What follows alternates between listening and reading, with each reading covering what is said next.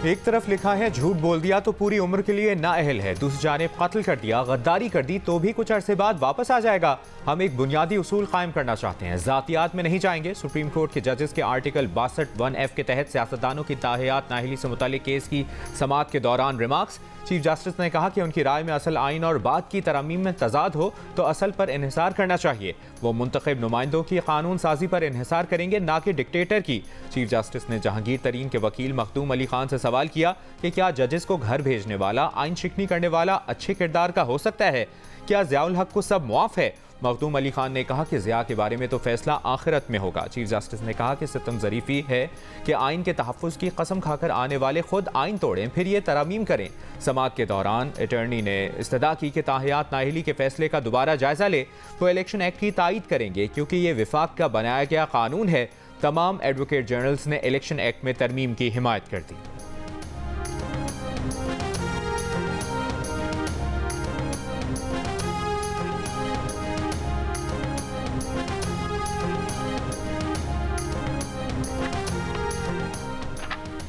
एतजाज़ अहसन की दरख्वास्त में सियासत छलक रही है। फ़ारूक हबीब, सदाकत अब्बासी वगैरह सब सियासी वर्कर्स हैं। क्या शेख रशीद को मासूम अफराद की फहरिस्त में शामिल किया? आपकी पूरी दरख्वास्त एक सियासी जमात के गिर्द घूमती है। पीपल्स पार्टी या मुस्लिम लीग नून का जिक्र नहीं किया। लापता अफराद का केस संजीदा नौइयत का केस है, इसे सियासी मकासद के लिए इस्तेमाल करने, अदालत का मजाक बनाने की इजाज़त नहीं देंगे।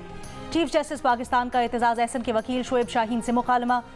जबरी गुमशुदगी के केस में सवाल किया, मतीउल्लाह जान किस हुकूमत में गायब हुए थे? शोएब शाहीन ने जवाब दिया, मतीउल्लाह के गायब होने के वक्त पीटीआई की हुकूमत थी।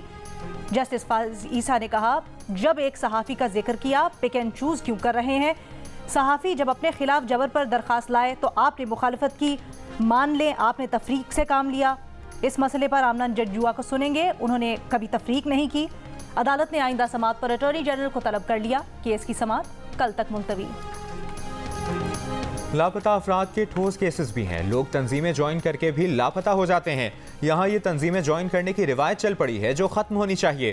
प्राइवेट आर्मी गैर कानूनी है, रियासत के खिलाफ कोई प्राइवेट आर्मी नहीं होती। चीफ जस्टिस ऑफ पाकिस्तान के जबरी गुमशुदगियों के खिलाफ केस में रिमार्क्स। जस्टिस फाइज ईसा ने कहा कि हमारी भी हुदूद हैं, हम सब कुछ नहीं कर सकते। सब जिम्मेदारी कबूल करें, मिलकर हल करेंगे तो लापता अफराद का मसला हल होगा। पाकिस्तान को अंदरूनी तौर पर मजबूत करना है। पुरअमन मुजाहिरा शहरियों का हक है। फैजाबाद धरना केस के फैसले में एहतजाज के हक को यकीनी बनाया गया है।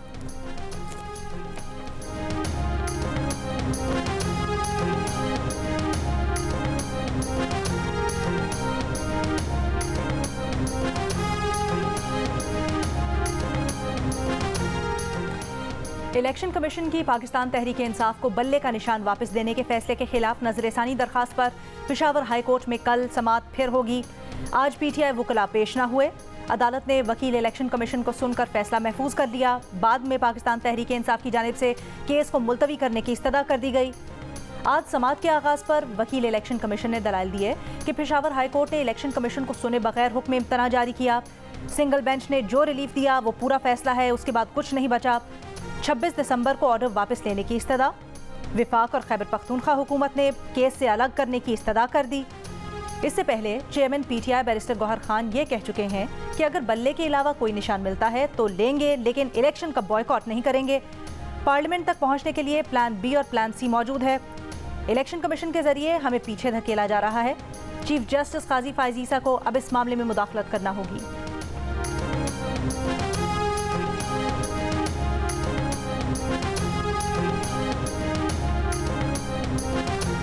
सुप्रीम कोर्ट ने PK91 को हाट में रिटर्निंग ऑफिसर की मुअत्तली का पेशावर हाई कोर्ट का हुक्म कलअदम करार दे दिया। Chief justice of Pakistan justice Qazi Faez Isa ने रिमार्क्स दिए कि लगता है कुछ हथकंडे इस्तेमाल हो रहे हैं ताकि इंतखाबात ना हो। एक रिटर्निंग ऑफिसर बीमार हुआ, दूसरा लगा दिया गया। पेशावर हाई कोर्ट ने ठक करके तकर्री कैंसिल कर दी। हम आपको जुर्माना क्यों ना करें कि नोटिस किए बगैर ही तकर्री कैंसिल कर दी। अपने पाँव पर खुद कुल्हाड़ी मार कर कह रहे हैं कि स्क्रूटनी नहीं हुई। पेशावर हाई कोर्ट के जज ने नोटिस जारी करना भी मुनासिब ना समझा। सुप्रीम कोर्ट ने पेशावर हाई कोर्ट फैसले के खिलाफ इलेक्शन कमीशन की अपील मंजूर कर ली।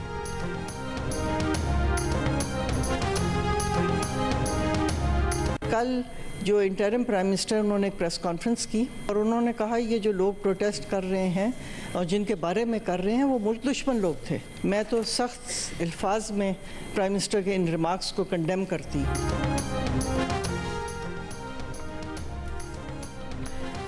वज़ीर आज़म के इस्लामाबाद में एहतजाज करने वाले मुजाहिरीन से मुतल्लिक बयान पर लीगी सेनेटर सादिया अब्बासी की मजम्मत।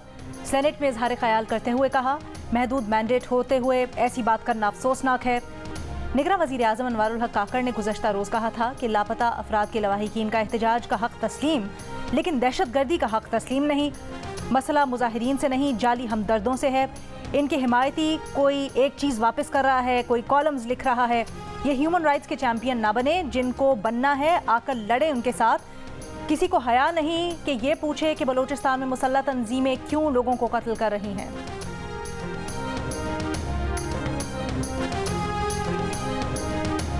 हमारा झगड़ा कतन लवाहिकीन से नहीं है, वहाँ पे मुसल्लह तंजीमें BLA, BLF, BRA, ये मुसल्लह तंजीमें पाकिस्तान को तोड़ने के लिए मुसल्लह जदोजहद पे यकीन करती है। इनमें से जो ये समझता है ना कि ये हक पर हैं, तो BLA और BLF के कैंप ज्वाइन कर लें ताकि हमें भी क्लैरिटी मिल जाए कि ये खड़े का हैं। जिससे बनना है आकर लड़ ले उनके साथ, ताकि हमें भी पता लग जाए। कोयटा में लड़कियों की नाजेबा वीडियो बनाने के 2 मुल्ज़िमान बरी करने का हुक्म। कोयटा के सेशन जज की अदालत ने करार दिया कि इस्तग़ासा वीडियो स्कैंडल केस में मुकदमे को साबित नहीं कर पाई। किसी भी माकूल शक व शुबे से बालातर इल्ज़ाम लगाया गया है। अपील कुनंदगान केस में इल्ज़ाम से बरी है। ट्रायल कोर्ट का नाक़िस फैसला काबिल एतमाद नहीं है।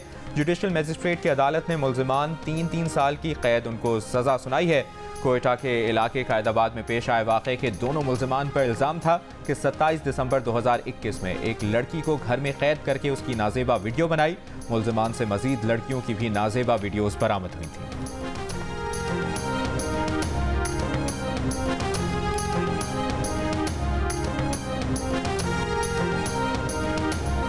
ऑस्ट्रेलिया के खिलाफ तीसरे और आखिरी टेस्ट से इमामुल हक ड्रॉप। शाहीन अफरीदी भी फाइनल 11 में जगह न बना सके। नौजवान साइम अयूब टेस्ट डेब्यू करेंगे। ऑफ स्पिनर साजिद खान तकरीबन 2 साल बाद टेस्ट मैच खेलेंगे। फाइनल 11 में अब्दुल्ला शफीक, शान मसूद, बाबर आजम, सऊद शकील शामिल। मोहम्मद रिजवान, सलमान अली आगा, हसन अली, मीर हमजा, आमिर जमाल भी एक्शन में होंगे। पाकिस्तान और ऑस्ट्रेलिया के दरमियान तीसरा टेस्ट कल से सिडनी में शुरू होगा।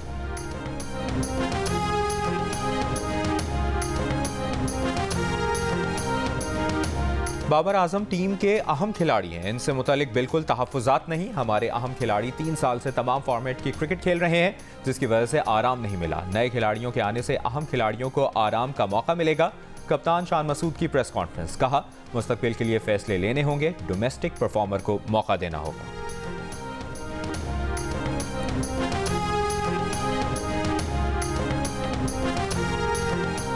ऑस्ट्रेलिया में पैर की इंजरी का शिकार होने वाले mystery spinner Abrar Ahmed New Zealand के खिलाफ T20 सीरीज से भी बाहर हो गए।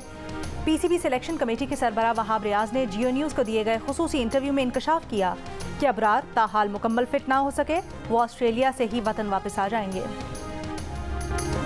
कागजात नामजदगी मंजूर या मुस्तरद किए जाने पर अपीलें दायर करने का सिलसिला आज भी जारी। कराची में Tehreek Insaf, peoples party, ANP और दीगर उम्मीदवारों की अपीलों की फौरी समाअत की जुबानी इस्तदा। इलेक्शन ट्रिब्यूनल्स ने कहा कि फौरी समाअत की बाकायदा दरख्वास्त दायर की जाए। ऑफिस रिटर्निंग अफसरान के फैसलों के खिलाफ आज ही अपीलें समाअत के लिए मुकर्रर करेगा। PTI उम्मीदवार शुएब शाहीन के कागजात मुस्तरद किए जाने पर इस्लामाबाद में इलेक्शन ट्रिब्यूनल ने इलेक्शन कमीशन को कल के लिए नोटिस जारी कर दिए। जस्टिस अरबाब ने कहा कि आप पर एतराज़ है, प्रॉपर्टी का टैक्स नहीं दिया, 65,000 रुपये टैक्स आपके ज़िम्मे था। वकील शुएब शाहीन बोले, प्रॉपर्टी मेरे मौक्किल के नाम अभी ट्रांसफ़र नहीं।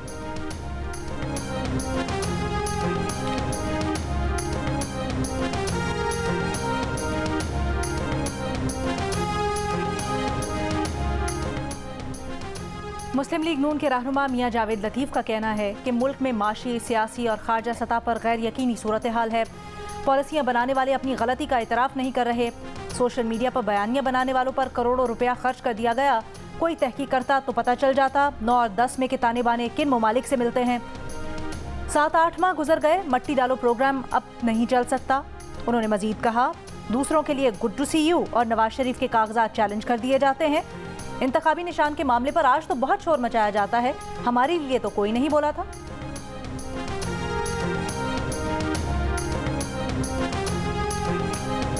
PTI बता दे कि किस एजेंडे के तहत हमसे इत्तेहाद करेगी। जमहूरियत की बात हो तो PTI से इत्तेहाद पर ANP मशवरा कर सकती है। 9 मई वाले एजेंडे की हिमायत नहीं कर सकते। ANP के मरकजी नायब सदर अमीर हैदर खान होती की जियो न्यूज़ से गुफ्तगू। कहा 13 जनवरी तक इंतखाबात में सियासी जमातों से इत्तेहाद का फैसला हो जाएगा। 2013 और 2018 इंतखाबात में सारी मेहरबानियां PTI पर थीं। PTI को कामयाब बनाने के लिए बहुत सारे लोगों को नाकाम बनाया गया था। मुजरिम और सजा याफ्ता लोगों को इलेक्शन की इजाज़त नहीं मिलनी चाहिए।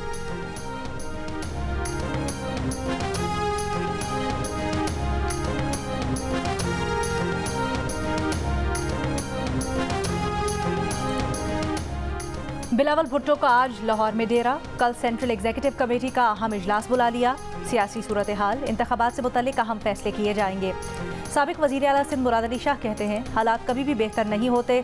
दहशतगर्दी का मसला मुल्क में है। पीपल्स पार्टी दहशतगर्दों के निशाने पर रही है। अगर इलेक्शन मुलतवी हुए तो दहशतगर्द कामयाब हो जाएंगे। 8 फरवरी को पीपल्स पार्टी कामयाब होगी। बिलावल भुट्टो वज़ीर आज़म बनेंगे।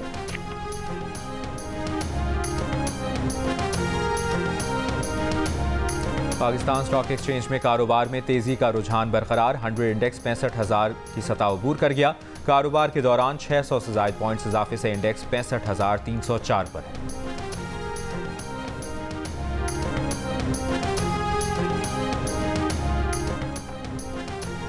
गुड्डू थर्मल पावर प्लांट के स्विच यार्ड में फनी खराबी 48 घंटे बाद दूर न की जा सकी। ज़राए का कहना है कि नया ब्रेकर खरीदने में 15 रोज लग सकते हैं। मुतबादिल हाई ट्रांसमिशन लाइन भी शदीद धुंध के बायस ट्रिप कर गई। सिंध, पंजाब, बलोचिस्तान के मुख्तलिफ इलाकों को बिजली की फराहमी 6 घंटे से मुअत्तल। हुकाम का कहना है कि धूप निकलते ही बिजली की बहाली मुश्किल है। कराची में माइकोलाची रोड पर गाड़ी तेज रफ्तारी के बायस उलट गई। एक शख्स जाँ बहक, 2 जख्मी। जाँ बहक शख्स की शनाख्त 55 साल के हारून आदम के नाम से हुई है। हारून आदम स्पीकर सिंध असेंबली आगा सिराज दुरानी का स्टाफ ऑफिसर था।